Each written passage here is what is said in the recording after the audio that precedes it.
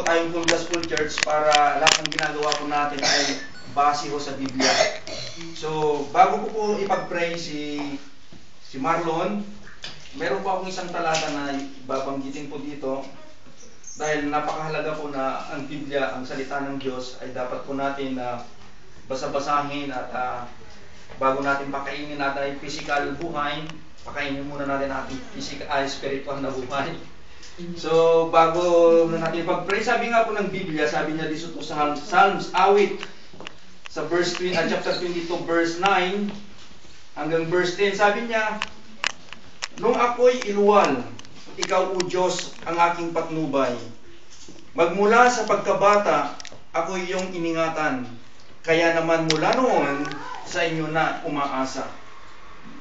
Ito po isang bagay na kung saan ito po yung awit ni Haring David na isang palagi niyang inaalala ang Diyos.